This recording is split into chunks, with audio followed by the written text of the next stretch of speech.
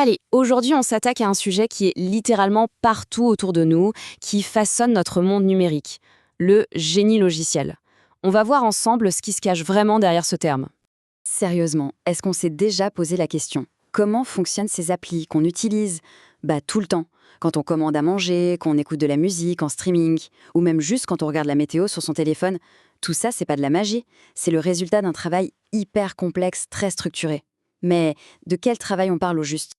Alors voilà, en gros, la définition officielle. Le génie logiciel, c'est l'art et la science de concevoir, de développer et de maintenir des logiciels. Mais attention, le mot super important ici, c'est rentable. Le but, c'est pas juste de pondre du code qui marche vaguement. Non, non. Il s'agit de bâtir des systèmes qui sont solides, qui durent dans le temps et qui répondent à un vrai besoin. Et tout ça, sans que ça coûte un bras à entretenir. C'est vraiment là que le mot génie ou ingénierie, en fait, prend tout son sens. Et concrètement, dans la vie de tous les jours, ça donne quoi? Eh bien, regardez autour de vous. Les jeux vidéo qui nous tiennent en haleine, les sites web sur lesquels on passe des heures, les systèmes dans nos voitures, et oui, même le système de freinage.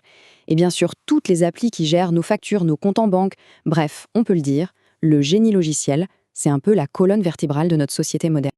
Ok, mais alors, comment on passe d'une simple idée à une appli qui tourne sur notre téléphone? Comme je le disais, ce n'est pas un coup de baguette magique, c'est un vrai processus super structuré. Pensez à la construction d'un pont. On ne commence pas à poser des briques au hasard. Eh bien là, c'est pareil. Allez, on regarde les étapes. Voici le fameux cycle de vie, la recette de cuisine si on veut. Étape 1, l'analyse des besoins. C'est la base de tout. On se pose et on se demande, ok, les gens, ils ont besoin de quoi vraiment? Ensuite, la conception. Là, c'est le plan de l'architecte, on dessine la structure. Après, bien sûr, le codage, on met les mains dans le cambouis, on construit. Puis, étape cruciale, les tests. On secoue le tout pour voir si ça tient la route. Et enfin, la maintenance, parce qu'un logiciel, ça vit, ça a besoin d'être mis à jour, corrigé, c'est un travail qui ne s'arrête jamais vraiment. Justement, pendant cette phase de conception, il faut savoir qu'on ne part pas de zéro à chaque fois. On ne réinvente pas la roue comme on dit. Les ingénieurs utilisent ce qu'on appelle des patrons de conception, des design patterns. Ce sont des sortes de recettes, des solutions toutes prêtes et éprouvées pour des problèmes qui reviennent tout le temps. C'est comme ça qu'on construit des logiciels vraiment robustes en s'appuyant sur des bases qui ont fait leurs preuves. Bon, on voit bien que tout ce processus est super organisé, c'est essentiel. Mais au fond, pourquoi c'est si important? Pourquoi on s'embête avec toutes ces étapes? Tout simplement parce que l'impact, il va bien au-delà de notre écran d'ordinateur.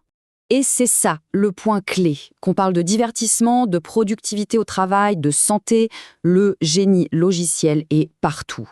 Il transforme notre monde. C'est un moteur de changement économique et social, et c'est pas rien. Mais voilà, ce domaine qui a tout transformé est en train de se faire bousculer à son tour. Par quoi? Par une nouvelle révolution, bien sûr, l'intelligence artificielle. Et là, forcément, la question que tout le monde se pose. Est-ce que l'IA, qui peut maintenant écrire du code toute seule, va tout simplement remplacer les ingénieurs logiciels? Est-ce que ce métier est en voie d'extinction? Alors la réponse est peut-être dans cette citation, qui vient d'ailleurs d'une discussion entre développeurs. Et elle est géniale. L'IA ne remplacera pas les ingénieurs logiciels, mais un ingénieur utilisant l'IA le fera. Ça résume tout, non? L'IA n'est pas l'ennemi, c'est un outil surpuissant, qui va complètement changer la donne. Regardez ce tableau, il montre bien la différence. D'un côté, l'ingénieur à l'ancienne, qui passe un temps fou à écrire du code de base, à chercher des solutions sur des forums, et de l'autre, l'ingénieur avec l'IA. D'un coup, le code de base est généré, le débugage est accéléré, les tâches répétitives sont automatisées. C'est un gain de temps énorme. Et ce temps, il est réinvesti où? Sur ce qui compte vraiment, la vision d'ensemble, l'architecture, la créativité. Mais attention, les pros du secteur sont très clairs là-dessus. Oui, l'IA est un assistant incroyable pour les tâches un peu ingrates, super pour démarrer un projet. Par contre, dès que ça devient complexe, elle est complètement perdue. Elle n'a pas le contexte, pas la vision d'ensemble. Le code qu'elle génère, il faut toujours qu'un humain le vérifie, le corrige, le valide. L'expérience et le jugement humain restent absolument irréplaçables. Du coup, le futur, c'est quoi? Ce n'est pas un match homme contre machine, non. C'est plutôt le début d'une nouvelle et passionnante collaboration. Et c'est là que ça devient intéressant. Le rôle de l'humain reste crucial. Et même, j'irai plus loin, les compétences de base de l'ingénieur deviennent encore plus importantes. La créativité, la vision globale, la sécurité, la maintenance, tout ça, c'est l'humain qui le gère.